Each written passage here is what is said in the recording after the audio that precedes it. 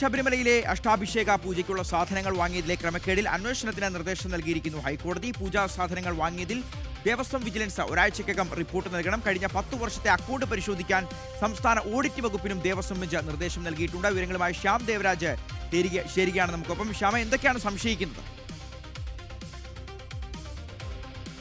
ശബരിമലയിൽ അഷ്ടാഭിഷേകത്തിനുള്ള പൂജാ സാധനങ്ങൾ വാങ്ങിയതിൽ വൻ ക്രമക്കേടുണ്ട് എന്നായിരുന്നു ദേവസ്വം വിജിലൻസ് ഹൈക്കോടതിയിൽ നൽകിയ റിപ്പോർട്ട്. ഇക്കാര്യത്തിലാണ് ഇതിന്റെ കൂടി അടിസ്ഥാനത്തിലാണ് ഹൈക്കോടതിയുടെ ദേവസ്വം ബെഞ്ച് ഇടക്കാല ഉത്തരവിറക്കുന്നത്. 10 വർഷത്തെ ക്രമക്കേടുകളിൽ ദേവസ്വം വിജിലൻസ് അടുത്ത ബുധനാഴ്ച റിപ്പോർട്ട് നൽകണം. ക്രമക്കേടിൽ പങ്കുള്ള ഉദ്യോഗസ്ഥരുടെ സേവന കാലയളവ് ദേവസ്വം ബോർഡ് അറിയിക്കണം. ഈ ഉദ്യോഗസ്ഥർ സ്റ്റോറിൽ നിന്ന് കൈപ്പറ്റിയ തുക സംബന്ധിച്ചും റിപ്പോർട്ട് നൽകണം. അഷ്ടാഭിഷേകത്തിനുള്ള സാധനങ്ങൾ വിതരണം ചെയ്യാൻ വിവാദ വ്യവസായി സുനിൽ സ്വാമിയെ അനുവദിച്ചത് എന്തിന് എന്നും ഹൈക്കോടതി ചോദിക്കുന്നുണ്ട്.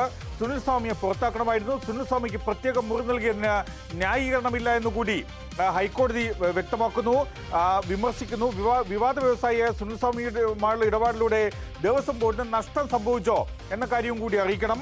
വൗച്ചർ ഇല്ലാതെ അഡ്മിനിസ്ട്രേറ്റീവ് ഓഫീസർമാർ വൻതുക കൈപ്പറ്റിയെന്നും 6 മാസത്തെ മാസപൂജയുടെ ബില്ലുകളിൽ മാത്രം 5,15,000 രൂപയുടെ ക്രമക്കേട് നടന്നുവെന്നുമാണ് ദേവസ്വം വിജിലൻസ് ഹൈക്കോടതി അറിയിച്ചത്. അതിന്റെ കൂടി അടിസ്ഥാനത്തിലാണ് ഹൈക്കോടതി ഈ രീതിയിലുള്ള വിമർശനം ഉന്നയിക്കുന്നത്. അന്വേഷണത്തിനായി റിപ്പോർട്ട് നൽകാൻ വേണ്ടി ദേവസ്വം വിജിലൻസിനോട് നിർദ്ദേശം നൽകുന്നത്. സ്വമേധയാ സ്വീകരിച്ച ഹർജി ഹൈക്കോടതിയുടെ ദേവസ്വം ബെഞ്ച് അടുത്ത ബുധനാഴ്ച വീണ്ടും പരിഗണിക്കും.